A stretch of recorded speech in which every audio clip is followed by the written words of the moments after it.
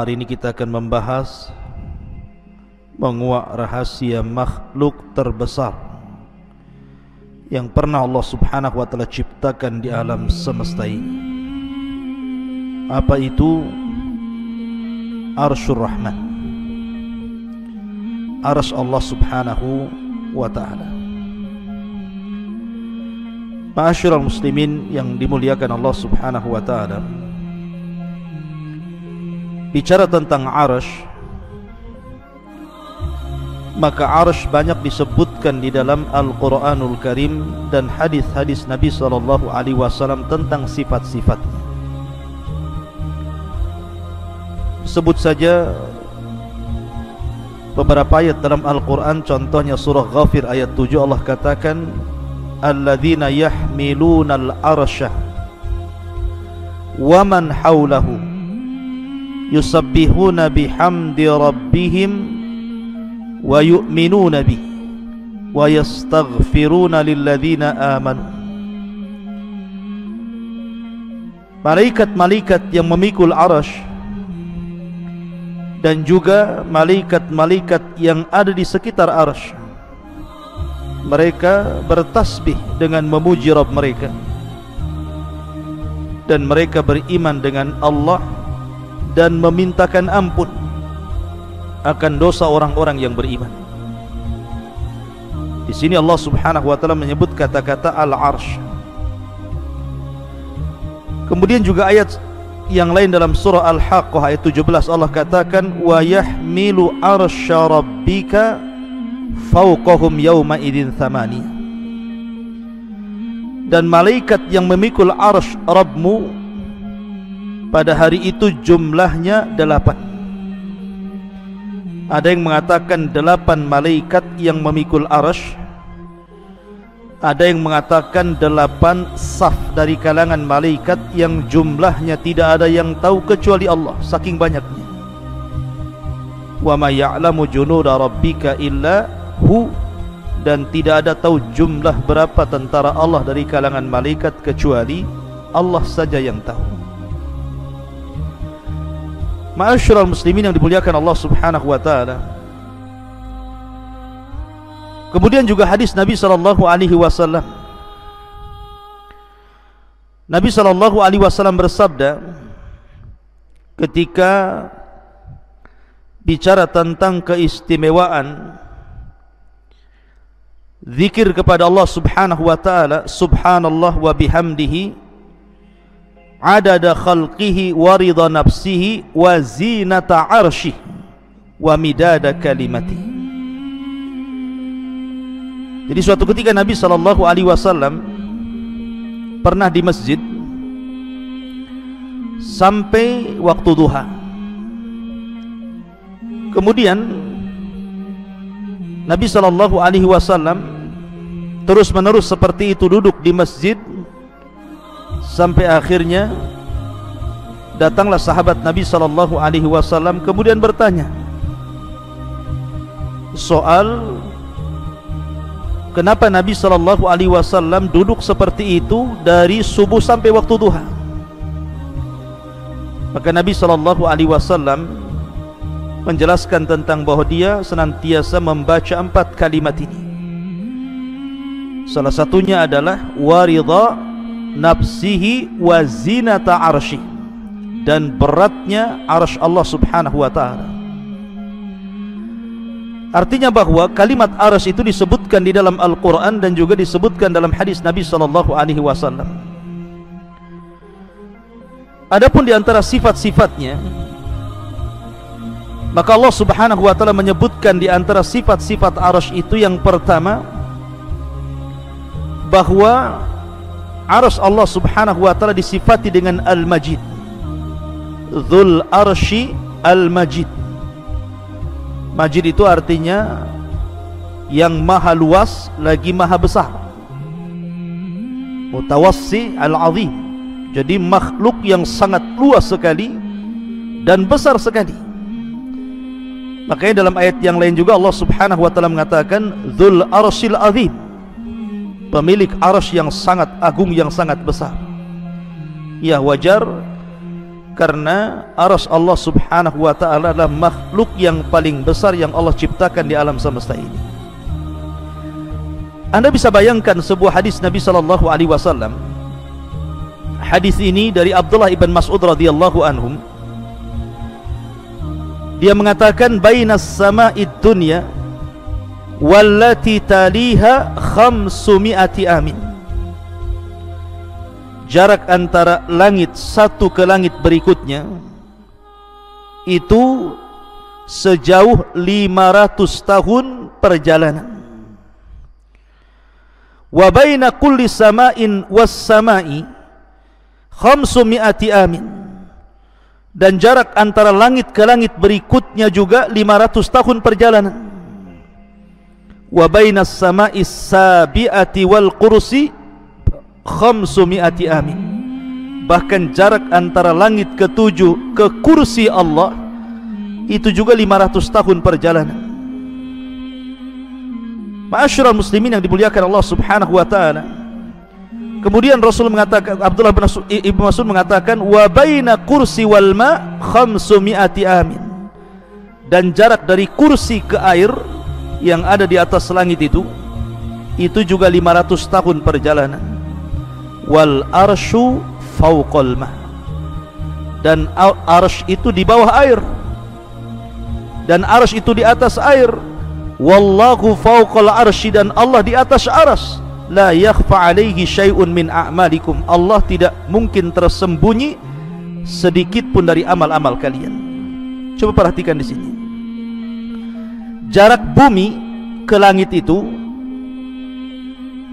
kata Abdullah bin Mas'ud radhiyallahu anhu, itu perjalanan 500 tahun. Tentu kalimat perjalanan 500 tahun ini sesuai dengan waqi', sesuai dengan apa yang kita rasakan hari ini. Coba Anda lihat bintang yang ada di langit itu. Apabila tidak sedang hujan ataupun awan tidak sedang hitam, tentu kita bisa lihat bintang itu. Sementara menurut ulama falak, satu bintang itu besarnya bisa ratusan kali bumi. Satu bintang itu besarnya bisa ratusan kali bumi.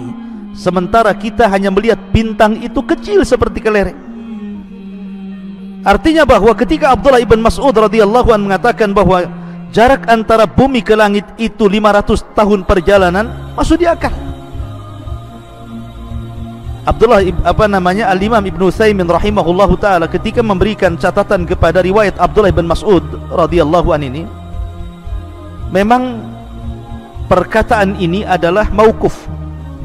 Artinya ini perkataan sahabat Rasul sallallahu alaihi wasallam, Abdullah bin Mas'ud radhiyallahu an. Akan tetapi ini kan perkara gaib. Mengukur jarak dari bumi ke langit pertama, dari langit pertama ke langit kedua, ketiga, keempat sampai ketujuh, dari langit ketujuh sampai ke kursi, dari kursi sampai ke air, dari air sampai ke arsy. Ini kan perkara gaib. Tidak ada yang tahu kecuali Allah subhanahu wa ta'ala. Dan Abdullah ibn Mas'ud radhiyallahu an tidak dikenal seperti Abdullah bin Abbas suka meriwayatkan dari Israiliyat. Abdullah ibn Mas'ud itu tidak.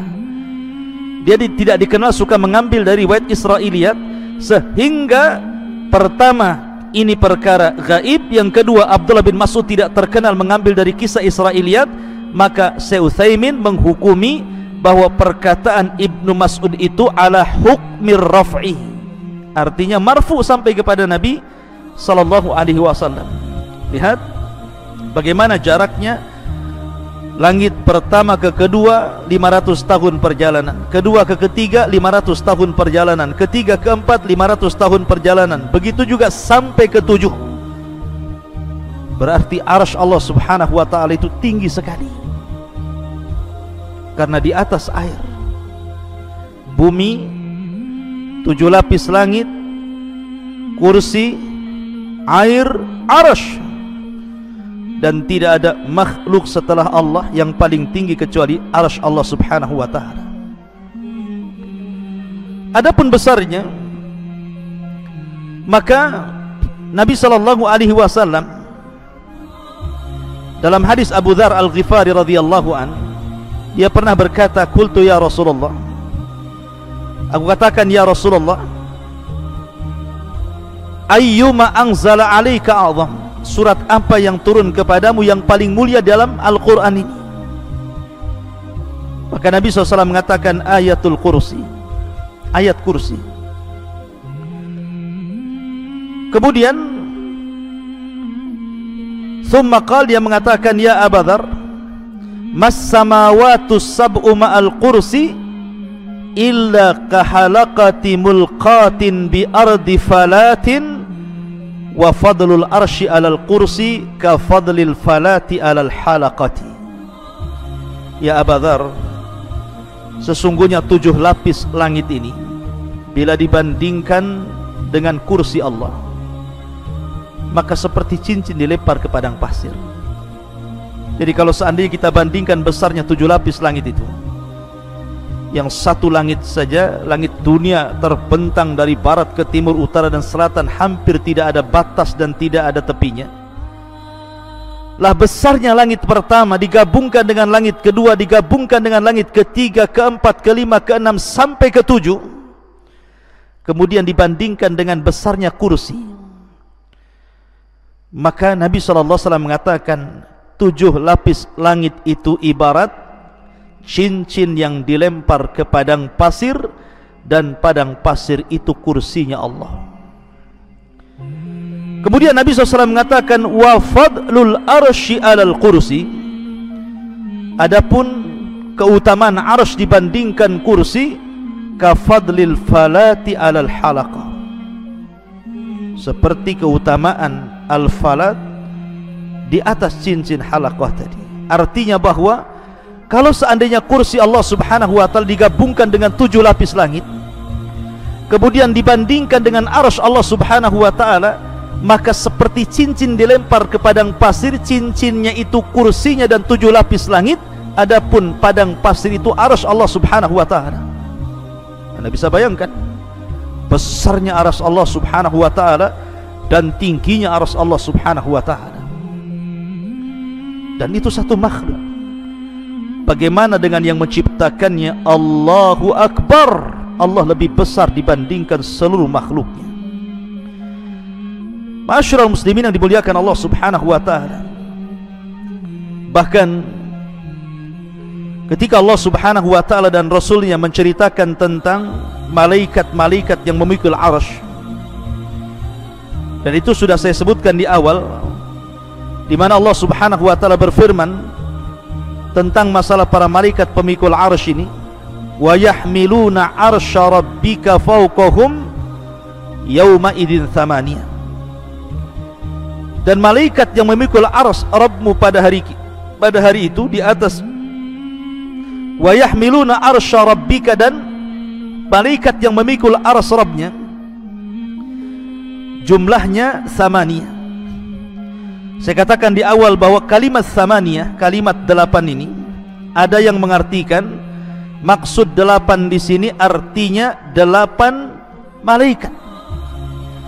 Tapi ada juga yang mengatakan yang dimaksud 8 di sini adalah 8 saf. Jadi malaikat itu bersaf-saf ketika memikul arsy Allah Subhanahu wa ta'ala, sehingga jumlahnya 8 saf. Dan satu saf itu tidak diketahui berapa jumlah malaikat yang memikul arsy Allah Subhanahu wa ta'ala. Nabi SAW pernah bersabda dalam hadis Jabir bin Abdullah radhiyallahu an, "Adzina li an uhadditsa an malakin min malaikatillah min hamalatil arsy." Telah diizinkan kepadaku oleh Allah Subhanahu wa ta'ala agar aku menceritakan tentang satu malaikat dari sekian malaikat-malaikat Allah, dari malaikat-malaikat pemikul arsy.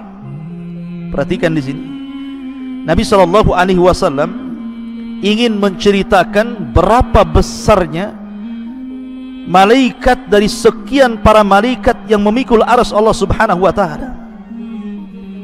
Kata Nabi SAW, "Innama baina sakhmati udhunihi ila atikihi masirata sab'umi'ati amin. Jarak antara daun telinga malaikat pembawa arsy ini sampai ke pundaknya itu sama dengan 700 tahun perjalanan. Dari daun telinga sampai bahunya di sini. Panjangnya lehernya malaikat pemikul arsy itu sejauh 700 tahun perjalanan. Subhanallah, ini baru mensifati lehernya saja. Kemudian dijelaskan juga, ini baru menjelaskan lehernya. Kata Nabi SAW, dan tingginya malaikat ini, malaikat pemikul arsy ini, kakinya, rijlahu, qad maraqat rijlahul arda sabi'ata wal arsyu ala mankibihi wa huwa yaqul subhanak aina kuntu wa aina takun. Di mana kedua kaki malaikat pemikul arsy ini nembus sampai ke lapisan langit yang paling dasar. Bayangkan, kedua kaki malaikat pemikul arsy ini menembus sampai ke dasar yang paling dalam dari lapisan-lapisan bumi. Kemudian badannya menjulang menembus lapisan-lapisan 7 langit yang ada di langit, sampai melintasi kursi, sampai melintasi air, sampai kemudian pundaknya baru memikul arsy Allah Subhanahu wa ta'ala. Seraya berkata, subhanak aina kunt wa aina takun. Lihat bagaimana besarnya malaikat pemikul arsy ini. Satu malaikat saja, lehernya dari telinga sampai ke bahu, perjalanan 700 tahun perjalanan. Kemudian kakinya menembus lapisan bumi yang paling dasar dari 7 lapis bumi. Kemudian badannya menjulang sampai menembus 7 lapis langit, sampai menembus kursi, sampai menembus air.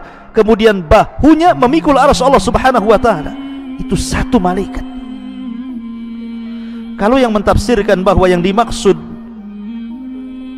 dalam Al-Quran, wa yahmilu arsya rabbika fawqahum yawma idzin thamaniyah, dan yang memikul arsy Rabbmu fawqahum yawma idzin thamaniyah, di atas mereka pada hari itu thamaniyah, 8 sab-sab malaikat yang tidak ada yang tahu jumlah mereka kecuali Allah. Berarti jumlah malaikat yang sebesar itu ramai sekali, tidak tahu jumlahnya kecuali Allah. Semua bahu mereka memikul arsy Allah Subhanahu wa ta'ala. Betapa besarnya arsy Allah Subhanahu wa ta'ala dipikul oleh malaikat yang tidak tahu jumlahnya, sementara badan mereka sudah saya sifati sebagaimana sabda Nabi SAW, seperti itu besarnya para pemikul arsy Allah Subhanahu wa ta'ala.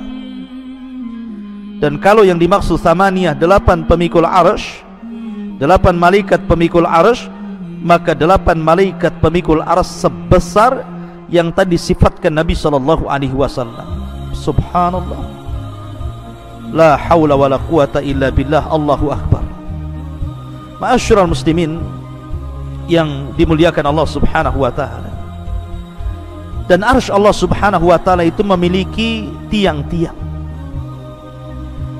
Makanya dalam sebuah hadis Nabi SAW mengatakan, yus'akun nas yaumal qiyamah fa'akunu awal man yafiq fa'idha bi Musa akhadha biqaimati min qawami'il arsy. Pada hari kiamat manusia akan dipingsankan, maka aku orang yang pertama kali siuman, maka aku melihat Musa sedang memegang satu di antara tiang-tiang arsy Allah Subhanahu wa ta'ala. Artinya arsy itu punya tiang. Kemudian juga arsy adalah atapnya sorga. Jadi sorga itu di bawah arsy, dan arsy itu adalah atapnya sorga Firdausil A'la. Sebagaimana sabda Nabi SAW, idza sa'altumullaha fas'alul Firdausil A'la fa innahu a'lal jannah wa fawqahu arsyur rahman. Apabila kalian hendak meminta sorga, mintalah sorga Firdaus, sorga yang paling tinggi, karena atapnya sorga ini adalah arsy Allah subhanahu wa ta'ala. Dan setiap hari matahari selalu datang menemui Allah subhanahu wa ta'ala dan sujud di bawah arsy Allah subhanahu wa ta'ala. Dalam sebuah hadis yang dikeluarkan Bukhari dan Muslim, ketika para sahabat melihat dan juga Nabi SAW, matahari hendak tenggelam, matahari itu hampir tenggelam ke arah barat. Maka Rasul mengatakan, ya Abadar, atadri aina taghrub? Abadar, kamu tahu enggak matahari itu kemana perginya ketika dia tenggelam? Maka Abu Dar mengatakan, Allah wa Rasuluh alam, Allah dan Rasulnya yang tahu.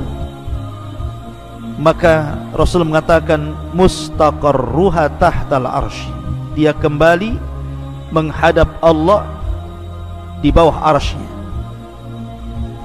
Fa innaha tadhhabu hatta tasjuda tahtal arsy. Matahari itu ketika tenggelam dia berupaya pergi menghadap Allah, kemudian sujud kepada Allah di bawah arsy Allah subhanahu wa ta'ala. Imam Nasai menambahkan, tasta'dhinu fayu'dhanu laha wa yushiku an tasta'dhina fala yu'dhana laha. Maka dia pun meminta izin untuk terbit kembali dan hampir-hampir tidak diizinkan untuk terbit kembali. Dalam riwayat hampir-hampir dia meminta izin terbit dari barat, tetapi Allah subhanahu wa ta'ala belum mengizinkannya, dan kelak pada hari kiamat akan mengizinkannya, di mana matahari akan terbit dari barat dan akan tenggelam ke arah timur. Dari sini menunjukkan bahwa matahari ini setiap tenggelam dia menghadap Allah, kemudian sujud di bawah arsy Allah subhanahu wa ta'ala. Ma'asyiral muslimin yang dimuliakan Allah subhanahu wa ta'ala, ada perselisihan para ulama, apakah arsy ini makhluk yang pertama kali dicipta Allah ataukah yang lainnya. Ada yang mengatakan bahwa makhluk yang pertama kali diciptakan Allah adalah arsy, dan itu berdasarkan hadis Abdullah ibn Amr, kataballahu maqadira al-khalaiq qabla an yakhluqas samawati wal ard bi 50,000 sanatin qala wa arshuhu 'alal ma. Allah subhanahu wa ta'ala mencatat takdir-takdir seluruh makhluk sebelum Allah ciptakan langit dan bumi 50.000 tahun, dan arsy Allah subhanahu wa ta'ala berada di air, berada di atas air. Ada juga yang mengatakan bahwa yang pertama kali diciptakan Allah adalah cahaya dan kegelapan, dan ini yang dikuatkan oleh Imam Ibnu Jarir. Ada juga yang mengatakan bahwa yang pertama kali diciptakanlah air. Ada juga yang mengatakan bahwa yang pertama kali diciptakan adalah al-qalam. Tetapi pendapat mayoritas para ulama, sebagaimana dinyatakan Syekhul Islam Ibnu Taimiyah rahimahullahu ta'ala, dan yang dikuatkan oleh Al-Imam Ibnu Hajar Al-Asqalani rahimahullahu ta'ala, bahwa yang pertama kali diciptakan Allah adalah arsy sebelum yang lainnya. Artinya arsy adalah ciptaan Allah yang pertama dan yang terbesar, dan arsy seolah-olah menjadi kubah seluruh makhluk yang diciptakan Allah setelahnya. Ma'asyiral muslimin yang dimuliakan Allah subhanahu wa ta'ala, arsy sebesar ini rupanya bisa bergoncang. Arsy sebesar ini rupanya bisa bergegar dan bergoncang. Kapan itu? Ketika kematian seorang sahabat Nabi SAW, Sa'd bin Mu'adz. Abi Sa'id Al-Khudri radhiyallahu anhu mengatakan, ihtazzal arsyu li mauti Sa'd bin Mu'adz. Sesungguhnya arsy Allah subhanahu wa ta'ala bisa bergoncang, bisa bergegar, bisa bergoyang karena kematian Sa'd bin Mu'adz. Bahkan wa futihat lahu abwabus sama, semua pintu-pintu langit terbuka saat kematiannya. Wa syahidahu 70,000 minal malaika, bahkan 1000 dari kalangan malaikat, 70.000 dari kalangan malaikat turun dan menyaksikan kematian Sa'd bin Mu'adz. Walam yanzilu ilal ardi qabla dhalik, dan malaikat-malaikat tidak pernah turun sebelumnya kecuali karena kematian Sa'd ibn Mu'adz radhiyallahu anhu. Ma'asyiral muslimin yang dimuliakan Allah Subhanahu wa taala, inilah di antara keterangan tentang masalah arsy Allah Subhanahu wa taala. Lalu apa itu arsy? Arsy itu apa sebenarnya? Ma'asyiral muslimin yang dimuliakan Allah Subhanahu wa taala, kalau kita mengacu ke bahasa Arab, arsy itu memiliki beberapa makna. Yang pertama, arsy itu artinya singgasana raja. Arsy itu artinya adalah singgasana raja. Sarir, as-sarir lil malik, singgasana bagi seorang raja. Dan itu sebagaimana isyarat firman Allah Azza wa Jalla, walaha arsyun azim. Ketika Hudhud melihat istana Ratu Balqis, maka Hudhud mengatakan di hadapan Sulaiman, walaha arsyun azim, dan wanita itu, ratu itu memiliki singgasana yang sangat besar. Artinya bahwa secara bahasa arsy itu as-sariru lil malik. Ada juga yang mengatakan secara bahasa bahwa arsy itu syaqful bait, atap rumah itu disebut arsy. Makanya ketika Nabi SAW menyebutkan tentang ruhnya syuhada, kal qanadil al mu'allaqa bil arsy, seperti ruh yang diletakkan di kendil-kendil kemudian digantung di atap-atap arsy. Ada juga yang mengatakan yang dimaksud arsy secara bahasa itu artinya tiang dari sesuatu, tiang dari sesuatu. Kemudian juga ada yang mengatakan bahwa arsy juga, ada yang mengatakan bagian dari punggung kaki, bagian daripada punggung kaki, wallahu alam. Tetapi Al-Imam Ibnu Katsir rahimahullahu taala ketika menjelaskan tentang makna arsy Allah Subhanahu wa taala, ketika mereka mengatakan apakah kursi adalah arsy, kemudian ulama menjawab bahwa kursi sendiri arsy sendiri. Adapun kursi adalah maudhi'u qadamar rahman, tempat berpijaknya kedua kaki Allah Subhanahu wa taala. Ini menurut pendapat yang paling sahih, dan arsy itu jauh lebih besar dibandingkan itu. Dan arsy adalah singgasana Allah Subhanahu wa taala yang memiliki tiang-tiang yang besar sekali, kemudian juga memiliki lebar yang luar biasa, memiliki besar yang sangat besar, dan dipikul oleh 8 malaikat atau 8 saf para malaikat. Dan arsy Allah Subhanahu wa taala makhluk yang pertama kali diciptakan Allah Subhanahu wa taala. Itu menurut Al-Imam Ibnu Katsir rahimahullahu taala dalam kitabnya Al-Bidayah wan Nihayah. Wallahu a'lam bissawab. Mungkin ini yang bisa sampaikan, mudah-mudahan ada manfaatnya. Subhanakallah bihamdika, asyhadu an la ilaha illa anta, astaghfiruka wa atubu ilaik. Allahu ta'ala a'lam. Assalamualaikum warahmatullahi wabarakatuh.